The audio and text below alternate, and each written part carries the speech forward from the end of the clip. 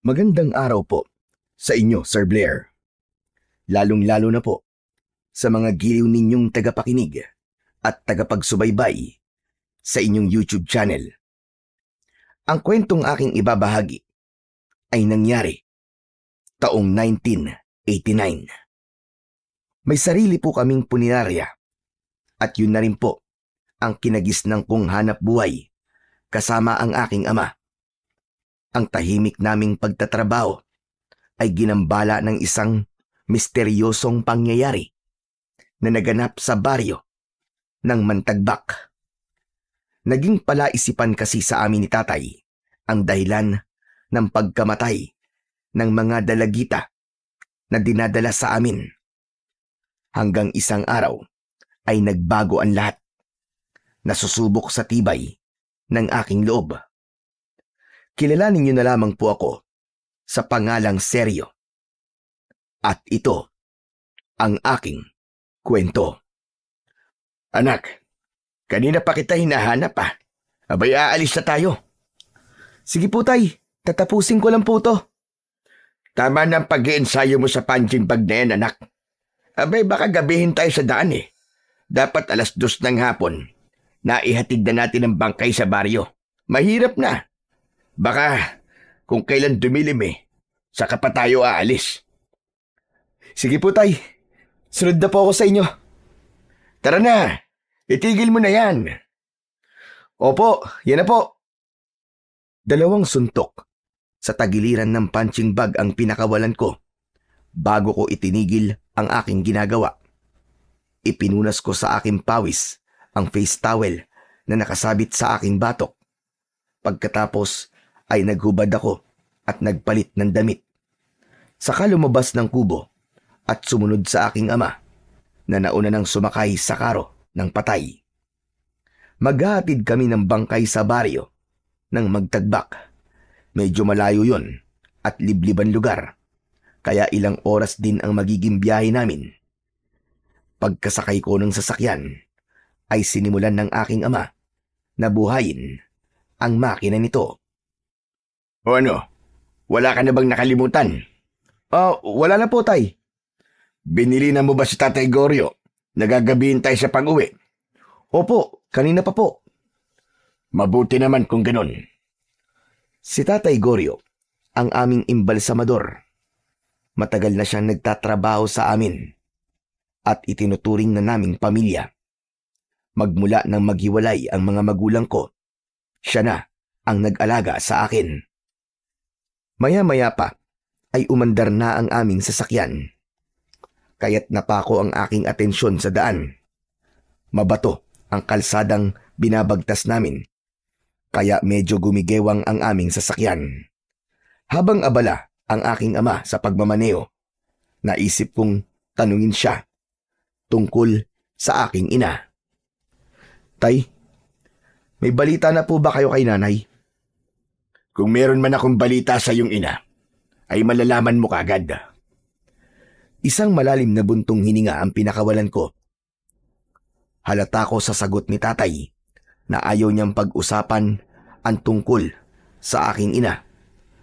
Kung hindi niya pinagbuhatan ng kamay si nanay, marahil hindi umalis si nanay. Sigurado ay napansin ng aking ama ang biglang pananahimik ko. Kaya naman, nagtanong siya sa akin. Sandali lang. Bakit mo naman biglang naitanong ang tungkol sa nanay mo? Masama ba ang loob mo sa nangyari? Dahil kung hindi sa akin, baka buo pa ang pamilya natin ngayon? Hindi naman po sa ganon, tay. Kung may babalik ko lang ang nakaraan, hindi ko na sana yung ginawa.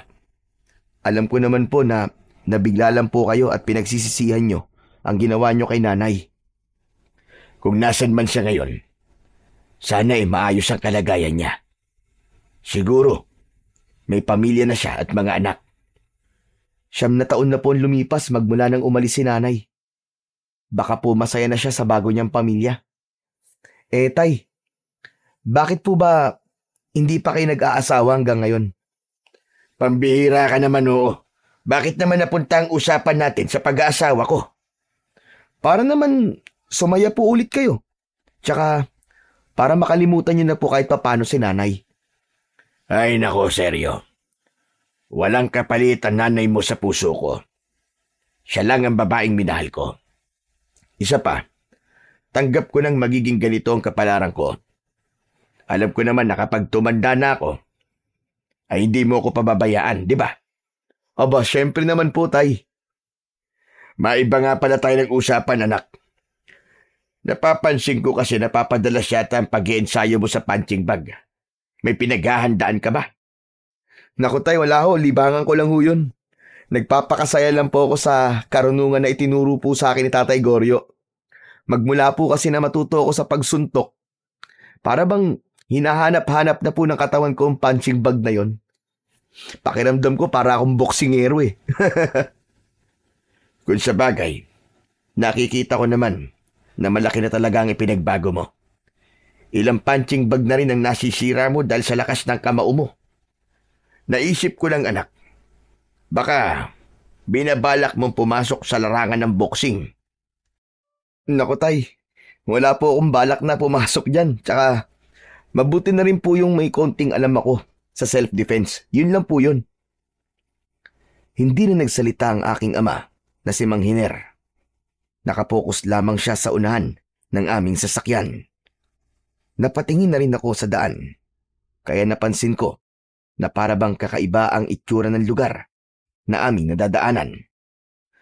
Tay, mukhang hindi po itong daan papunta sa baryo ng Mantagbak ah.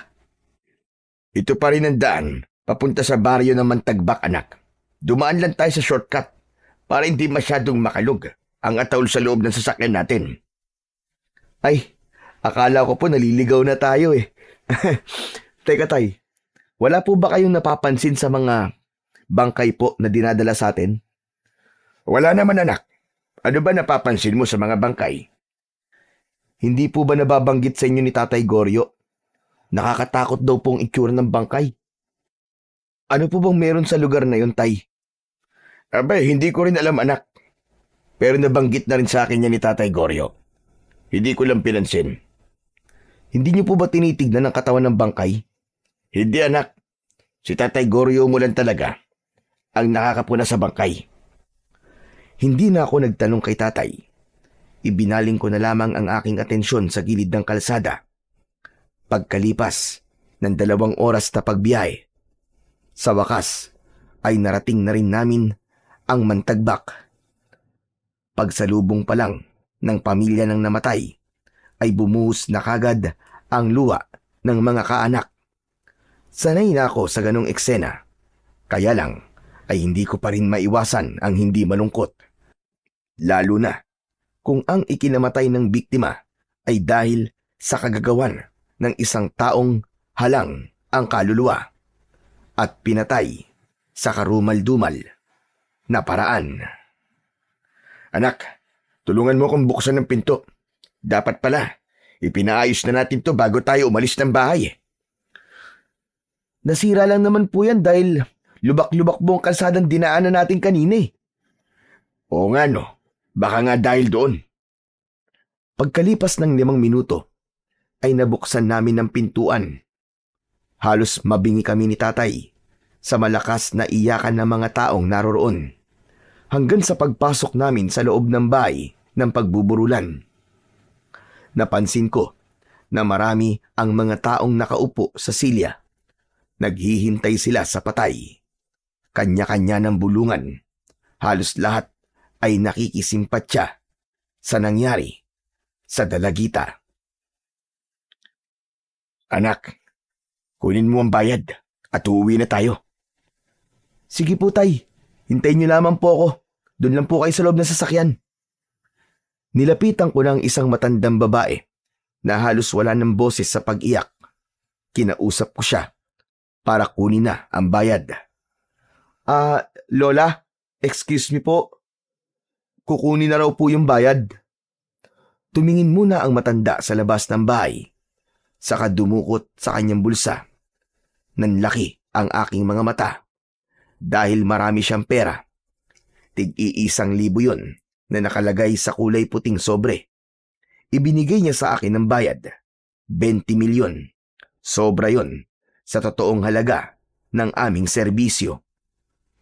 Lola, sobra po itong binayad niyo sa akin. Itinulak ng matanda ang kamay ko. Ang sabi niya, tip niya raw yun sa amin dahil maayos daw ang aming trabaho. Kaya wala na akong nagawa kundi ang tanggapin ang pera at nagpasalamat. Pagsilid ko ng pera sa aking bulsa, bigla akong napatingin sa isang batang lalaki. Nakatayo siya sa gilid ng bahay. Sa tingin ko, 10 taong gulang na ang bata. Nginitian ko siya, ngunit nanatiling seryoso ang bata. Ano kaya ang tinitignan niya? Seryo anak, tara na! Ano pang hinihintay mo dyan?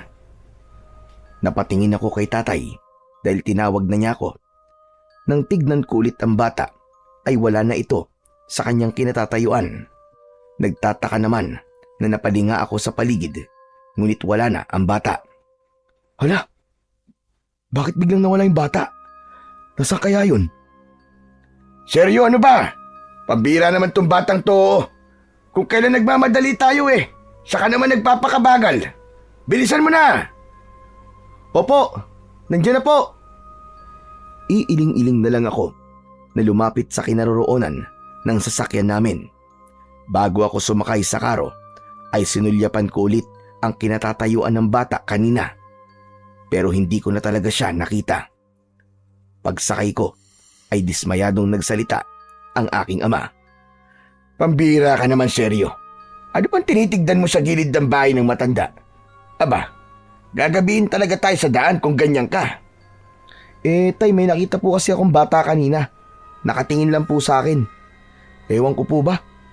Bigla akong kinabahan sa kanya. Ay siya, kalimutan mo ng tungkol sa bata. Mahirap kasi kung aabutan tayo ng dilim sa daan.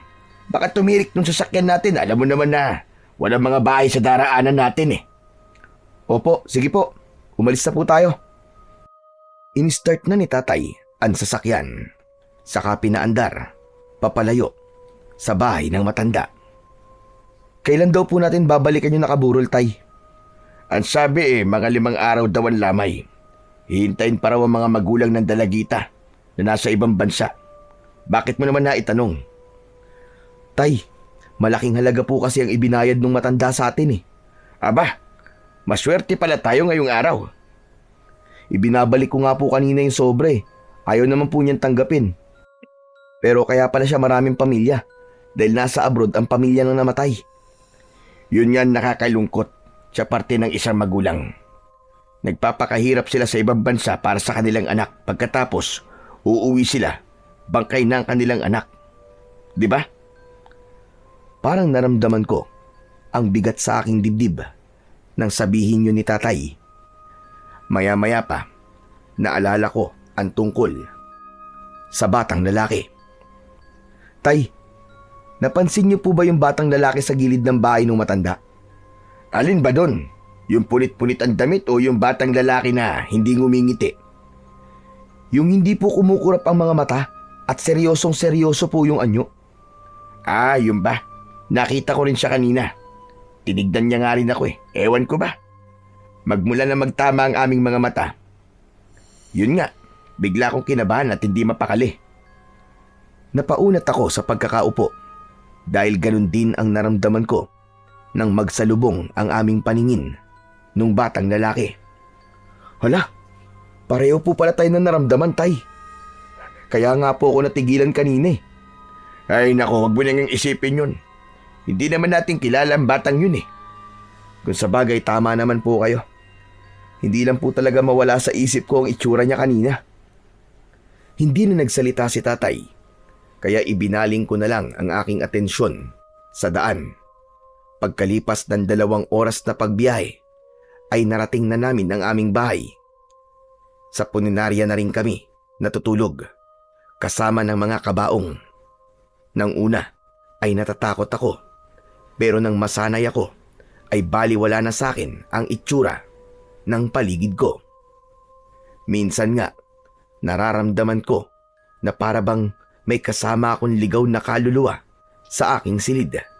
Tapos may mga oras na nagigising ako na parabang merong naglalakad sa tabi ko.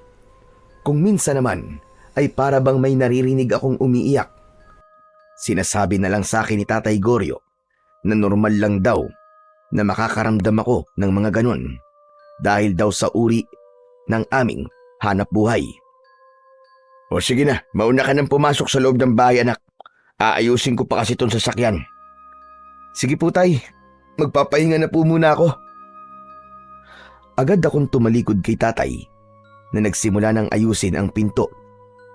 Pagpasok ko sa loob ng bahay ay nakita ko si Tatay Goryo. Lumapit siya sa akin at iniabot ko naman sa kanya ang kulay puting sobre. Tatay Goryo, kayo na po magtabi ng pera sa sulong. Bigla po kasing sumama ang pakiramdam ko eh. Tinanggap ni Tatay Goryo ang iniabot kong pera. Pagkatapos ay nagtungo ako sa loob ng aking silid. Pero dahil hindi ako mapakali, nagpunta na ako sa kubo sa likod ng puninarya para mag-ensayo. Pagkalipas ng kalahating oras ay narinig ko ang boses ng aking ama mula sa likuran. Seryo, akala ko ba magpapahinga ka? Sabi sa akin ni Tatay Goryo masama raw ang pakiramdam mo. Oh, tapos nandito ka. Ano ginagawa mo rito? Tay, nagpapapawis lang po ako sandali. Baka naman iniisip mo pa rin ang tungkol sa bata, pambihira ka. Yun nga eh. Isa na nga po yun sa dahilan, Tay. Ay, teka sandali lang po. Bakit nandito po kayo? Siya nga pala. Bala kong ibigay sa ito. Pinagmasdan ko ang kwintas na merong palawit na kulay puting bato. Tinanggap ko yun at nagtatakang napatingin kay Tatay. Tay, para saan po ang kwintas na to? Ang sabi, pantaboy raw yan ng masasamang nilalang na hindi nakikita ng pangkaraniwang tao. Minana ko pa yan sa lolo Gaston mo.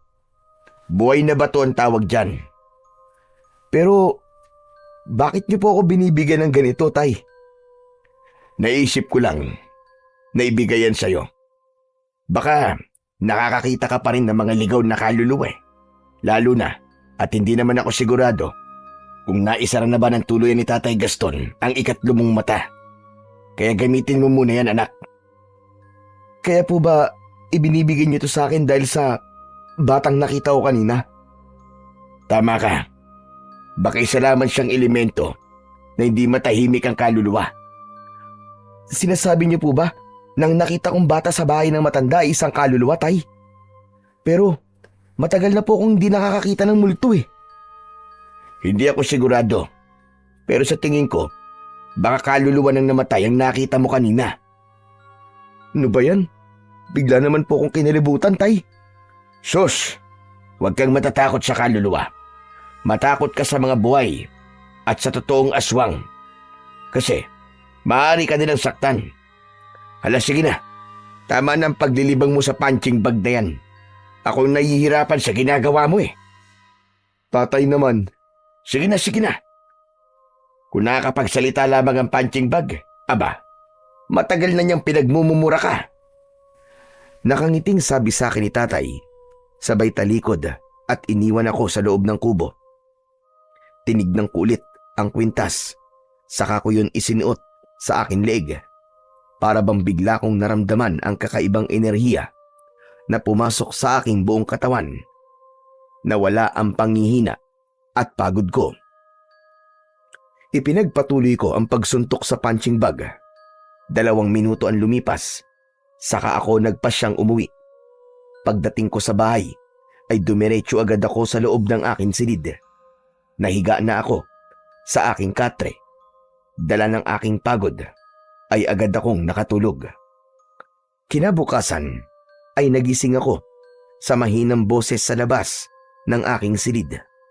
Bumangon ako at nilapitan ko ang pinto. Binuksan ko yun at tumambad sa aking paningin si Kapitan Tarok. Bumundol ang kaba sa aking dibdib dahil sa tuwing nakikita ko siya, palagi siyang may dalang bangkay. Tay, ano pong ginagawa dito ni Kapitan? Anak, may bago na naman siyang dinalang bangkay.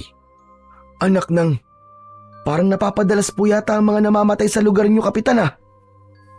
Ay nako, ewan ko ba?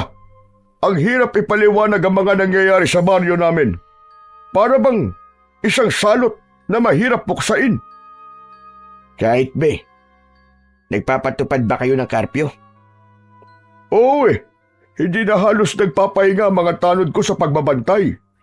Pero nakakalusot pa rin ang manyakis na pumapatay sa mga dalagita. Kapag hindi pa rin po nahulihan sa larin, malamang marami po talaga ang mapapahamak. Kaya nga katulong ko na mga kapulisan sa pagbabantay sa aming lugar. Pero wala pa rin eh. Hindi pa rin talaga mahuli ang punyetang killer na yon. Saglit kaming tumigil sa pakikipag-usap kay Kapitan Tarok. Nang lumabas si Tatay Goryo, sinabi nitong bukas pa ng umaga, madadala ang katawan ng biktima dahil kailangan pang manatili ng katawan ng dalagita sa loob ng 24 oras. O sige, tutuloy na ako. Akma na sanang aalis si Kapitan Tarok nang magpahabol sa pagsasalita si Tatay Goryo. Sinabi nito na bakit daw halos lahat ng mga biktima ay para bang tinaddad ng saksak ng ice pick. Talagang wala raw bang balak buhayin ang biktima. Diyos ko, brutal na naman ang pagpatay sa dalagita. Wala talagang awa ang pumatay sa kanya. Kaya nga eh, nagkakagulo ng mga tao sa baryo. Halos lahat sila ay nakikipagtulungan na rin sa amin. Pero wala talaga. Mahusay magtaguan sa larin para bang palos. Ay, kailangan ko nang umalis at marami pa akong aasikasuhin.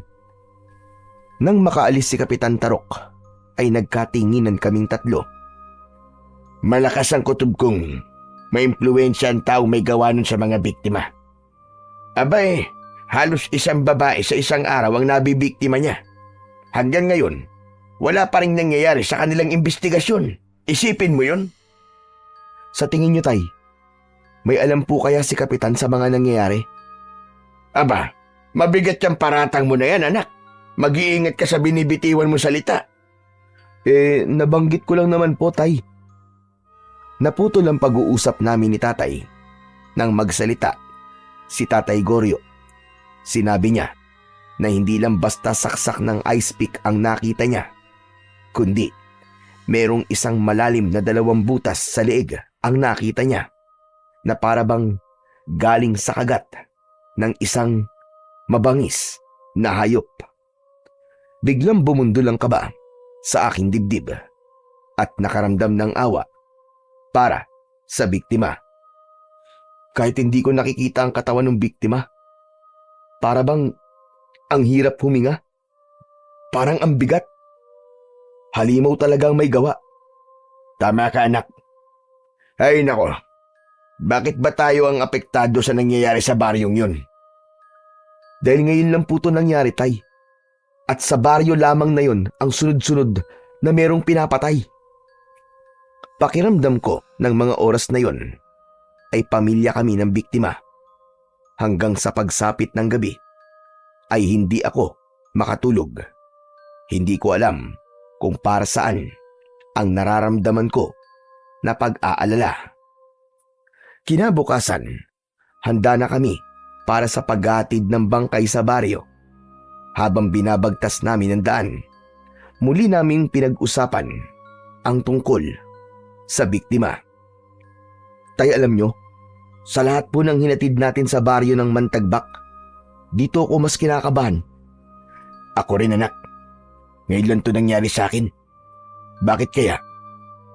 Sabi po dati ng matandang nakausap ko nun, batay raw po sa trabaho natin, ang mga hindi natatahimik na kaluluwa ay palaging nakasunod sa mga tao na may kakayahang makaramdam ng presensya nila.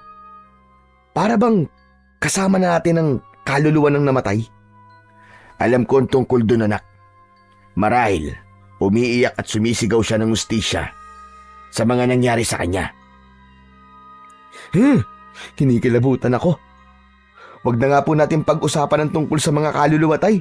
Nagsisipag tayuan po mga balahibo ko sa katawan eh. Ayan, tignan nyo. Pambihira ka naman, oo. Ikaw to nagsimula ng usapan eh.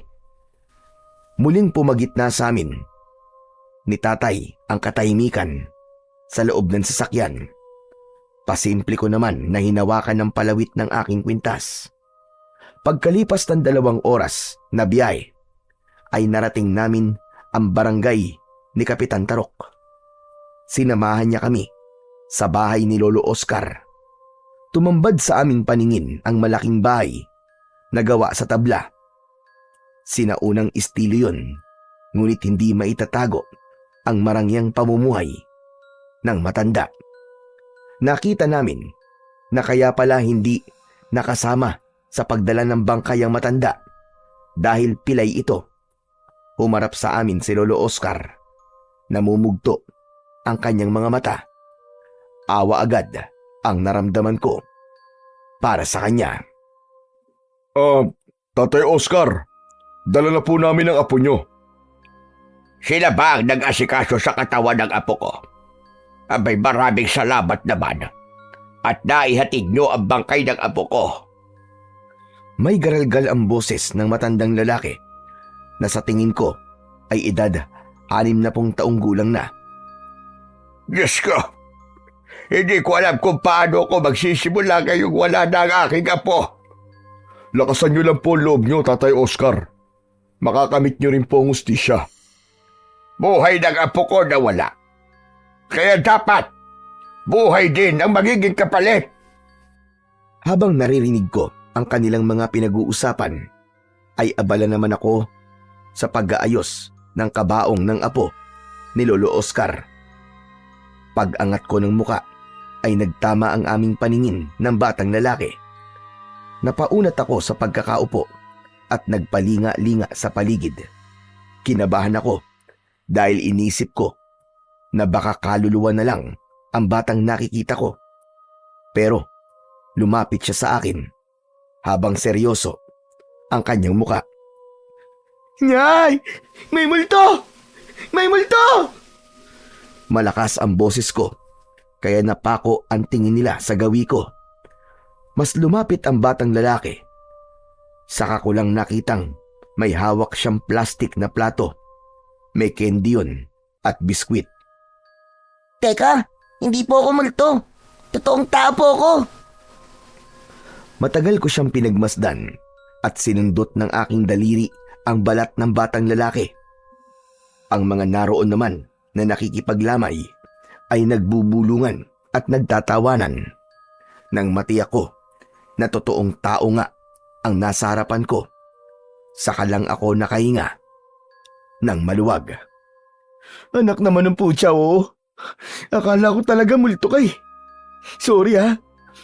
Bakit naman kasi ganyan ang itsura mo?" Ano po bang mali sa itsura ko? Wala. Sige na. Kalimutan mo na lang ang sinabi ko. Bata, pasensya ka na ha, kung pinagkamalang kitang multo. Hindi nagsalita ang batang lalaki. Sa halip, tumabi siya sa akin ng upo. Hindi kayo dapat nagpunta rito, kuya. Ha? Ano sabi mo? Mahiwaga ang lugar na to. Nababalot ng lagim. Eto, dali. Kunin mo. Ibinigay ng batang lalaki sa akin ang isang liyabe na may talim na kagaya sa tari ng manok. Napakunot ang aking noo nang pagmasdan ko ang bagay na yon. Teka, ano to? Tsaka, para saan to? Basta, itago mo yan at ingatan mo, kuya. Pagbigay niya sa akin ng sandatang yon, ay mabilis siyang umalis. Iniwanan niya akong natitigilan. Hindi ko maintindihan kung bakit ibinigay niya yun sa akin. "Bata, teka lang sandali. Huwag ka munang umalis." Ngunit mabilis nang nakalayo ang batang lalaki. Nagpalinga-linga naman ako sa paligid dahil iniisip ko na baka may nakakakilala sa batang lalaki at malaman ko kung ano ang pangalan niya. Pero abala ang lahat sa kanilang mga ginagawa. Para saan kaya ang sandatang to? Bigla kong nag-alala nang maalala ko ang sinabi niya kanina. Maya-maya pa ay lumapit sa akin si tatay. O anak, bakit sumigaw ka kanina? Ano ba nangyayari sa'yo? Tay, yung batang lalaki, nakita ko siya, nakausap ko. Akala ko kaluluwa siya kaya napasigaw ako eh. Pero totoong tao pala siya, Tay. Kasama ko siya kanina dito. Tapos, Tay, binalaan niya ako. Ano ka ba, hinaan mo nga ang boses mo? Baka mamaya may makarinig sa'yo. Tay, alam mo sabi niya, hindi daw dapat tayo nandito. Pambihira. Anong gagawin natin? Tayo lang naman ang naghahatid ng bangkay sa lahat ng baryo na malapit sa puninarya natin. Dapat nagtanong ka kung bakit niya yun nasabi. Hindi ko nga po siya nakausap ng matagal. Nagmamadali po siyang umalis eh. Kung ganun, pasekreto lamang siya lumapit sa'yo, ganun ba? Hindi kaya nagloloko lang ang batang yun, pinagtitripan ka? Pero Tay, seryoso po niyang sinabi sa akin. Ang ipinagtataka ko lang po, eto po, binigay niya po sa akin to. Pinakita ko kay tatay ang ibinigay sa akin ng batang lalaki kanina. Pinagmasdan niya yon at napakunot ang noo at muling napatingin sa akin. Teka, isa itong liabe na gawa sa talim ng taray ng manok. Ginagamit ito sa pakikipaglaban sa mababangista nila lang ah. Nakakita na ako ng ganitong sandata nung buhay pa ang aking ama. Pero wala na yon dahil kasama niyang ibinaon sa hukay. Kung ganun, ibinigay niya po sa akin to para balaan ako tungkol sa mabangis na nilalang? Marahil ay ganun na nga ang ibig niyang sabihin. Inilinga namin ni tatay ang aming paningin. Subalit wala kaming nakitang batang lalaki. Magsasalita pa sana ako tungkol sa kakaibang sandata nang mapansin namin si Kapitan Tarok. Papalapit siya sa aming kinaroroonan. O ano? Bakit ganyan ang mga itsura nyo? May problema ba? Nagkatinginan kami ni tatay at napansin ko na kagad na isinilid niya ang liabe sa kanyang bulsa. Saka humarap ng nakangiti kay Kapitan Tarok. Wala kapitan. May mahalaga lang kaming pinag-uusapan ng aking anak. Siya nga pala. Paalis na rin kami. Naku, tamang-tama pala ang lapit ko sa inyo. Oh, eto na ang bayad ni Lolo Oscar. Maraming salamat sa bayad. Sana ay makamit na ng matanda ang hustisyang nararapat para sa kanyang apo. Oo nga eh. Nakakalungkot lang isipin na nangyayari ang mga bagay na to sa ilalim ng aking panunungkulan. Huwag po kayo mag-alala, Kapitan. Nakikita naman po namin na ginagampanan niyo po ang tungkulin niyo bilang isang punong barangay. Hindi lang po talaga maiwasan na isa kayo sa mga sisisihin ng mga tao kapag may namamatay. Ay nako, gusto ko na nga sumuko kapag nakakatanggap ako ng masasakit na salita mula sa aking mga kababaryo eh. Huwag ka sumuko, Kapitan Tarok. Kung merong nagagalit sa'yo, marami rin naman ang nakakakita sa lahat ng paghihirap mo. Kaya, kayanin mong pagsubok na ito. Mag-iingat ka lang palagi. Dahil ang isang paa mo, laging nasa hukay. Salamat sa sinabi mo, Hiner. O sige na, makakaalis na kayo at baka gabihin pa kayo sa daan. Isang tapik lang sa balikat ang itinugon ni tatay kay Kapitan Tarok. Saka kami naglakad, palabas ng bakuran at nilapitan ang kinaroroonan ng aming sasakyan. Ngunit pagdating namin sa kinaroroonan ng karo ay nakita naming flat ang gulong nun. Anak naman ng putya, oh! Flat ang gulong! Parang tinusok ito ng matulis na bagay ah! Patingin nga, tay. Hala, sino kaya may gawa nito? Ay nako, ewan ko anak. Siguro pinaglaruan lamang ng bata dyan sa gilid. Paano kaya nito tayo ngayon? Mukhang gagabihin talaga tayo sa daan. Saglit ako napaisip at nagpalinga-linga sa paligid. Wala naman akong nakitang kahina-hinalang kilos na posibleng gumawa nun sa gulong ng aming sasakyan. Muli akong napatingin sa aking ama at bigla kong naalala ang sinabi sa akin ng batang lalaki. Tay, hindi po kaya May ibig sabihin talaga ang sinabi ng bata kanina. Tapos, ito na po ang unang senyales. Baka hindi na po tayo makakaalis sa lugar na to. Anak naman, huwag mo nang dagdagan pa ang pag-aalalang nararamdaman ko. Pambihira ka naman, oo. Pasensya na po, Tay. Sinasabi ko lang naman po kung anong pagkakaintindi ko sa sinabing ninong bata. Ewan ko. Sa mga nangyayari ngayon sa tingin ko, may ibang dahilan kung bakit sinira yung gulong natin. O baka naman, pinaglaruan lang talaga ang gulong natin ng mga taong walang magawa sa buhay. Anak ng teteng, oo. Kahit na po, Tay. Hindi nila dapat pinaglaruan ang gulong natin. Alam naman nila na ito lamang ang hanap buhay natin, di ba? Tapos, sisirain lang nila ng ganun-ganun lang. Ay naku, tama na nga yan. Wala na tayong magagawa. Hala, sige na. Hayaan mo na, anak. Ayusin na lang natin ang gulong. Kung hindi natin ito maayos hanggang gabi, makikituloy muna tayo sa bahay ni Lolo Oscar. Sige po. Pero sana, maayos po natin yung gulong, Tay. Pinagtulungan naming ayusin ni Tatay ang gulong. Subalit, nadismaya kami nang makita na wala pala kaming dalang pamalit sa gulong na nabutas. Hindi ko tuloy maiwasan ang hindi madismaya. Lintik na. Pag inaabot ka nga naman ng kamalasan, hindi pala tayo nakapagdala ng reserbang gulong, anak. Diyos ko naman, mukhang dito nga tayo magpapalipas ng gabi. Hayaan niyo na po, Tay. Makikiusap na lang po tayo kay Lolo Oscar na kung pwede, ay sa kanila muna tayo magpapalipas ng gabi. Ano pa nga ba? Kahit kagamitan na pwede nating ipang-ayos sa gulong, hindi rin tayo nakapagdala eh. Hindi pa naman natin basta maihiram ang rescue vehicle ni Kapitan. Dahil kailangan yun sa baryo nila. Bumalik kami sa bahay ni Lolo Oscar. Nadatnan namin, nakausap ni Kapitan Tarok ang matanda.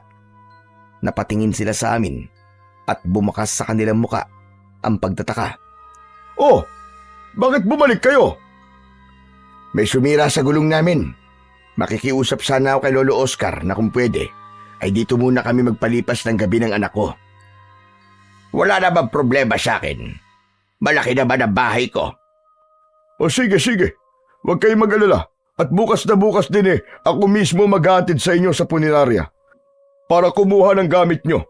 Sa ngayon kasi, gamit pa ang sasakyan namin Naiintindihan naman namin yun. Salamat, Kapitan, ha? Nang magkasundo, ay agad kaming sinamahan ni Lolo Oscar papasok sa loob ng kanyang bahay. Dinala niya kami sa magiging silid namin. Pagpasensyaan nyo na ang silid na ito. Ito ang kwarto ng aking apo. Kami po dapat na humingi ng pasensya sa inyo, Lolo Oscar. Nako, wala yon. Nakakahiya nga at nasira ang sasakyan nyo sa tapat ng bahay ko. Ay nako, nakakasura talaga ang mga tao ngayon. Walang pakialam kahit makapaminsala ng gamit ng iba. Hala, sige na. Maiwan ko na muna kayo rito. Aasikasuhin ko pa ang iba mga bisita. Tumalikod na sa amin si Lolo Oscar at lumabas ng bahay. Pagpasok namin sa loob ng kwarto, ay naupo ako sa gilid ng katre. Inilinga ko ang aking paningin sa paligid. Maayos at malinis naman ang gamit sa loob nun. Si Tatay naman ay panayang buntong hininga habang nakasilip sa bukas na bintana, kung saan ay tanaw niya ang mga taong nakikiramay habang nakaupo sa silya. Nakita namin na abalaan lahat sa pagtulong sa matanda.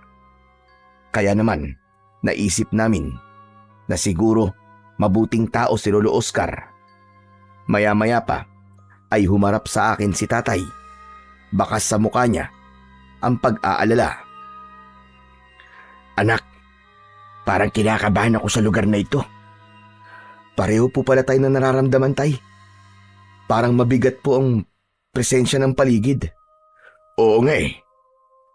Baka ganito siguro kapag merong namamatay, ano? Naiintindihan ko pong nararamdaman niyo, Tay. Tsaka, wag na po kayo mag-alala. Suot ko naman po ang kwintas na ibinigay niyo eh. Hindi ba't sabi niyo kapag suot ko to, itataboy niya yung masasamang elemento sa paligid?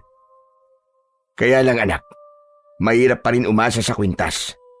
Hindi lang talaga ako mapalagay pagkatapos kong marinig ang sinabi mo tungkol sa batang lalaki. Ang mabuti pa kaya magpahinga na muna tayo at baka naman pagod lang ito.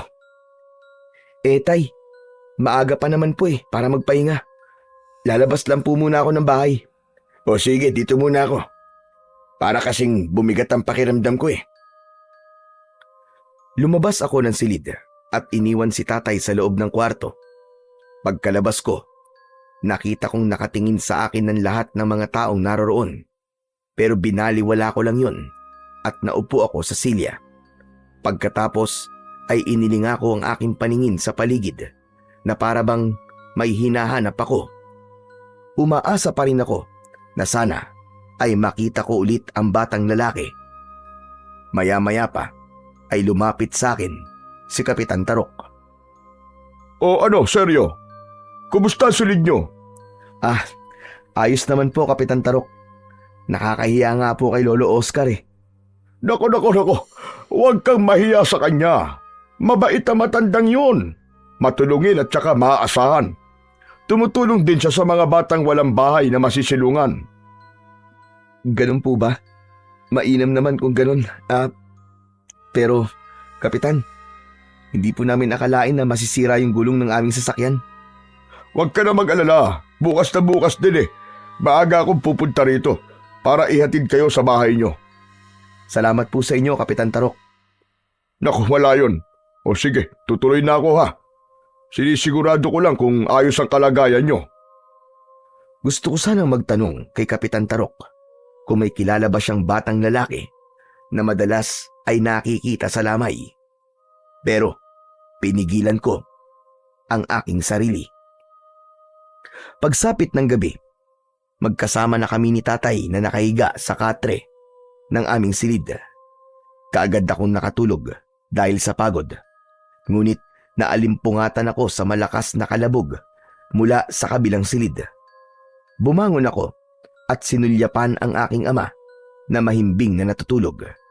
May mga tao pa naman sa labas kaya hindi ako natakot lumabas ng kwarto.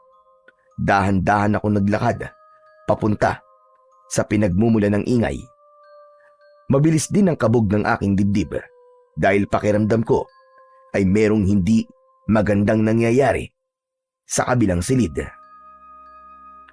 Teka, sa silid ni Lolo Oscar nanggagaling ang ingay Napansin ko rin ang nakaawang na pinto sa silid. Sumilip ako roon at nakita ko ang 5 lalaki. Nakagapos ang kanilang mga kamay sa likod habang nakaluhod sa sahig. Nakita ko rin si Lolo Oscar. Hawak niya ang isang baril. Dala ng aking takot, napataklob ako ng palad sa aking bibig. Pero pinakinggan ko ang sinabi ni Lolo Oscar. Kung sino man sa inyo ang pumatay sa aking apo, magsabi na, dahil kung hindi, lahat kayo ay papatayin ko. Nakita ko na para bang nagmamakaawa ang mga lalaki sa pamamagitan ng pag-ungol. Subalit hindi sila makapagsalita dahil may packaging tape ang kanilang bibig. Ang tanging naririnig ko lamang ay ang galit na boses ni Lolo Oscar. Ikinasan ng matanda ang kanyang baril. Saka itinutok yun sa ulo ng isang lalaking nanginginig na sa labis na takot. May silencer ang baril ng matanda, kaya hindi maririnig ang tunog ng baril kung sakaling iputok yun. Talaga bang hindi kayo aamin sa kasalanan ninyo? Pagkatapos na brutal ninyong patayin ang aking apo, pagmamakaawa kayo, wala kayong karapatang mabuhay. Ang dapat sa inyo ay mamatay. Kaya habang maaga pa, magsabi na kayo sa akin ng totoo.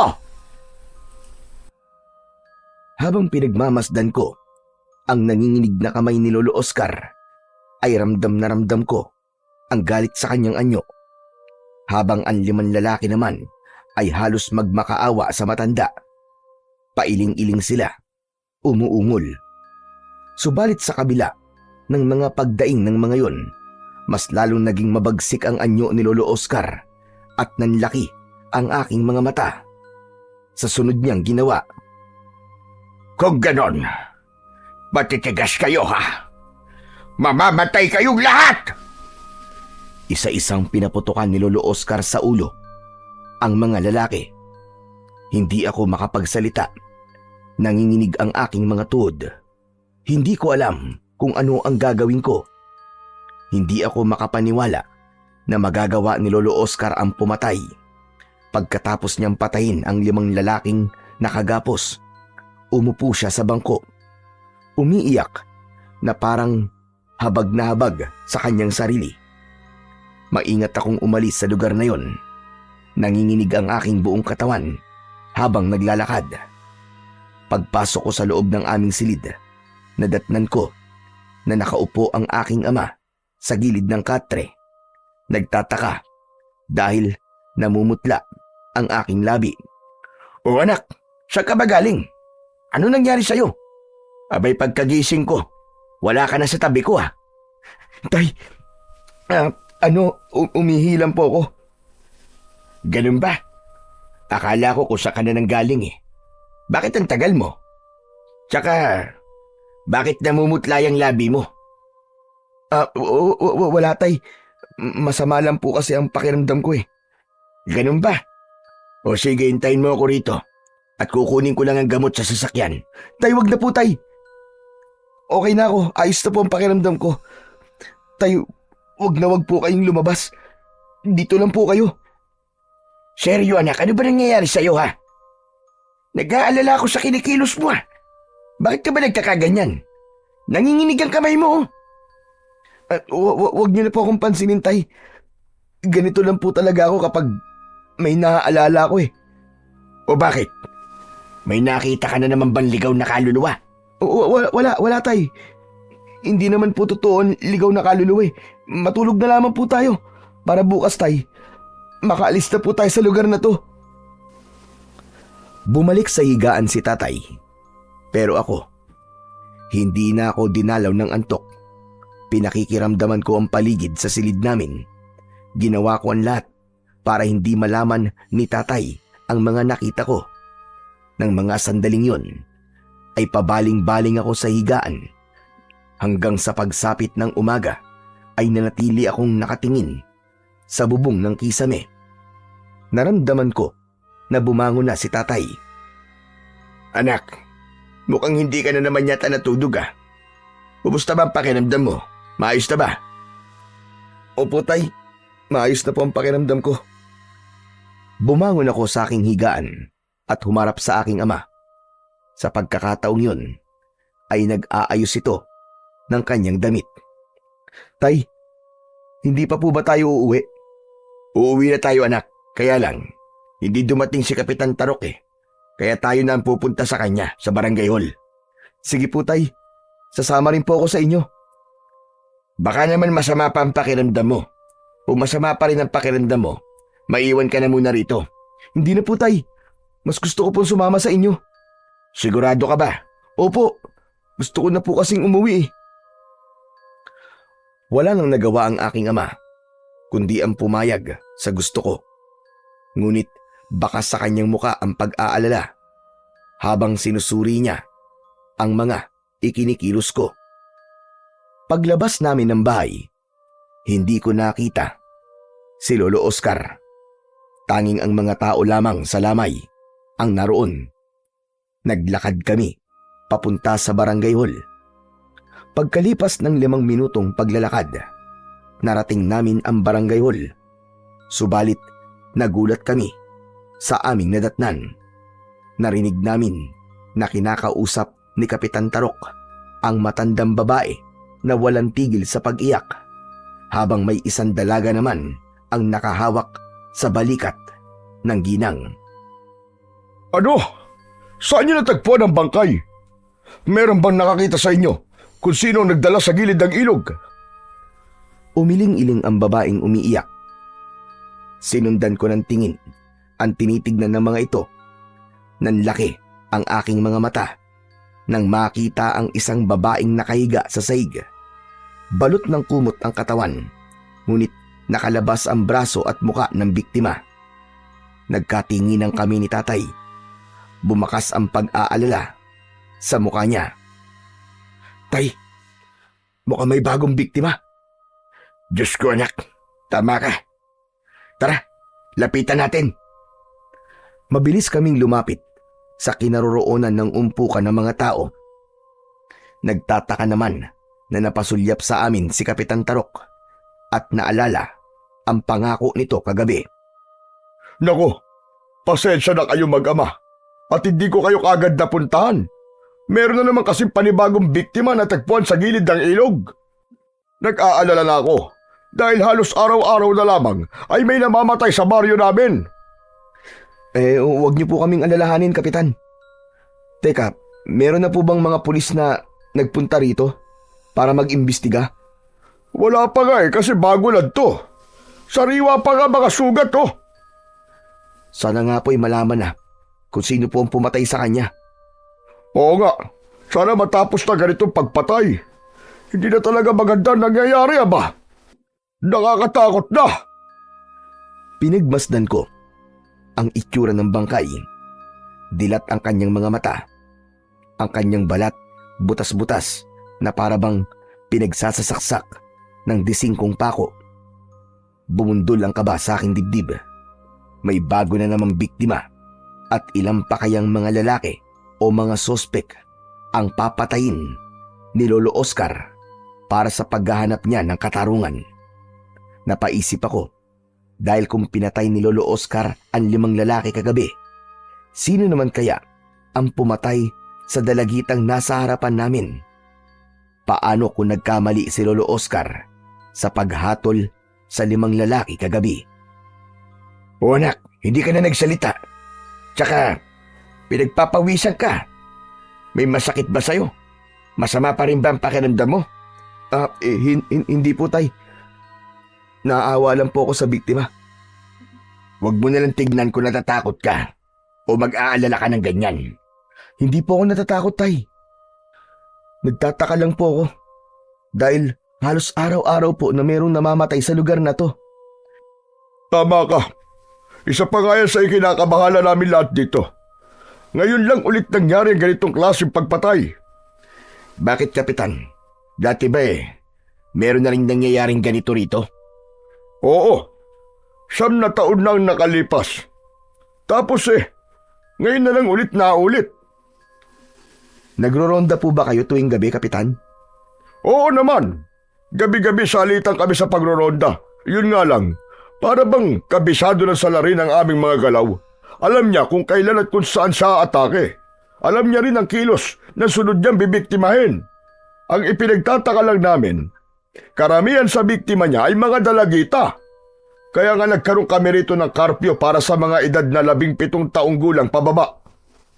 Sadya lang talaga na matitigas ang ulo ng mga batang yan. Kaya ayan, napapahamak sila. Bukod sa mga dalagita, sino pa mga binibiktima? Isa lang naman ang namatay noon, nakagaya sa itsura ng pagpatay ngayon. Yung nangyari sa babaeng dayo sa baryo namin. Pagkapanganak niya sa bata, ayun, pinatay siya. Pagkatapos ng pangyayaring yun, hindi na nasundan. Naputol ang pag-uusap namin nang dumating na ang mga pulis at inimbestigahan ang mga nangyari. Pagkatapos ay ipinaubaya ulit kay Kapitan ang pagdala sa bangkay sa aming puninarya. Kaya nagkaroon kami ng pagkakataon para bumalik sa bahay namin. Agad kaming sumakay sa rescue vehicle ni Kapitan. Habang nasa unahan namin ang sasakyan ng mga pulis, pagkalipas ng 2 oras, bumaba kami sa tapat ng aming puninarya at agad na inasikaso ni Tatay Goryo ang bangkay ng babae. Kahit bakas sa mukha niya ang labis na pagtataka, ako naman ay agad na pumasok sa loob ng aking silid at nagpalit ng damit. Lumapit naman sa akin ang aking ama at ibinigay niya ang liyabing ibinigay sa akin ng batang lalaki. Kinuha ko yun at inilagay sa aking bulsa. Ingatan mo ang liyabing yan, anak. Para kahit papano ay may sandata ka magagamit laban sa mga masasamang tao na magtatangka sa buhay natin. Pagkatapos mo magpalit ng damit, ay may pag-uusapan tayo ni Kapitan Tarok. Inaasikaso lamang niya ang mga dokumento para sa impormasyon ng biktima. Sige po, Tay. Puntahan niyo na lamang po ako sa kubo, sa tambayan ko. Tumango ang aking ama, saka lumabas ng aking silid. Pagkatapos kong magpalit ng damit, nagpunta ako sa kubo at nag-ensayo sa pagsuntok sa punching bag. Pagkatapos kong mag-ensayo, ay naupo ako sa bangko at dinukot ko sa aking bulsa ang liyabe. Subalit naramdaman ko na para bang hindi ako nag-iisa sa lugar na yon. Nagpalinga-linga ako ng tingin sa paligid. Nakita ko ang isang batang lalaki na nakatayo sa pintuan ng kubo. Napatayo ako dahil sa labis na gulat. Ikaw? Paano ka nakarating dito? Sinong kasama mo? Sino ka? Sandali lang po. Isa-isa lang po ang tanong. Yun nga, paano ka nakarating dito? Sumakay po ako sa itaas ng bubong ng sasakyan ni Kapitan para makausap po kita. Anong kailangan mo sa akin? Bakit ka sumama sa amin na walang paalam? Dahil hindi niyo po siniseryoso ang sinabi ko. Binalaan na po kita. Sinabi ko sa yung huwag kayong pupunta sa lugar na yun. Dahil mapanganib at delikado ang buhay niyo ron. Marami ang mamamatay. At mas marami pa po ang mamamatay kapag hindi po kayo nakinig sa akin. Teka, ano bang ibig mo sabihin, bata? Namamatay ang lahat ng mga naghahatid ng biktima sa lugar namin. Hindi siguro nabanggit sa inyo ni Kapitan na meron din pinatay na nagtatrabaho sa punerarya. Halos lahat ng mga nagatid sa bangkay, pinapatay ng mabangis na nilalang. Sandali, hindi kita maintindihan eh. Nakita ko po. Nakita ko kung sino pumatay sa babae. Anong sabi mo? Nakita ng dalawa kong mga mata kung anong klaseng nilalang ang pumatay sa kanila. Isang aswang. Isang aswang na naghahanap ng pagkain sa sementeryo. Siya ang totoong pumapatay. Magdahan-dahan ka sa mga sinasabi mo, bata. Hindi ako naniniwalang merong aswang. Bakit? Kaya mo bang ipaliwanag ang mga nangyari sa mga biktima? Sa tingin niyo ba, gagawin niyo ng isang normal na tao? Kaya po kita binigyan ng sandatang yan para ipagtanggol ang sarili mo. Para kung sakaling atakihin kayo ng aswang, may magagamit po kayo laban sa kanya. Ano bang aswang ang pinagsasasabi mo, bata? Isang aswang na balbal. Siyang kumukuha ng bangkay sa sementeryo. Pinapalitan niya ng katawan ng saging ang katawan ng kanyang biktima. At hanggang ngayon, wala rin pong alam ang mga kababaryo namin tungkol sa aswang na yon. Diyos ko, totoo ba talaga yung mga sinasabi mong yan? Opo, maniwala kayo sa akin. Hindi ako nagbibiro. At hindi ako nagsisinungaling. Totoo mga sinasabi ko. Ang mga bakas ng saksak sa katawan ng mga biktima ay hindi nanggaling sa patalin o matulis na bagay. Kagagawan po yun ng kagat ng pangil ng aswang na balbal. Pero bakit kinakagat niya lang ang biktima niya? Bakit kailangan niya pang ipalibing bago niya lapain ang biktima? Parang ang labo naman yata nun. Ang balbal ay kilala po sa pagkain ng bangkay. At ang pagkagat niya sa katawan ng mga biktima ay palatandaan lamang po niya. Isang marka na yun ang kanyang sunod na kakainin. Sa oras na mailibing na sa sementeryo, ang katawan na nilagyan niya ng marka, madali po niyang maaamoy kung nasa ng kanyang sunod na target. Saglit akong natigilan. Matagal akong nakatitig sa muka ng batang lalaki. Ni ayaw gumana ng isip ko. Alam ko po na hindi madaling intindihin ang mga sinasabi ko ngayon. Subalit kung lalawakan mo lang ang pangunawa mo, agad mo pong maiintindihan kung bakit po ako nandito ngayon. Gusto ko lang po na bigyan kayo ng babala para makapag-ingat. Dahil sa oras na sumapit ang kabilugan ng buwan, ang katawan ng biktimang dadalhin nyo sa baryo namin ay huhukayin ulit ng aswang na balbal. Yun ang kanyang ritual para sa pagpapalakas ng kanyang kapangyarihan. Kilala mo na ba kung sino ang aswang na balbal sa baryo nyo? Sino ang aswang na tinutukoy mo? Sa ngayon po, hindi ko pa po alam kung sino siya eh. Subalit alam ko po kung saan niya dinadala ang katawan ng biktima. Matatagpuan po yun sa malaking bahay na nakatirik sa gitna ng kakahuyan. Doon magaganap ang pagre-ritual. Anong gusto mong gawin ko?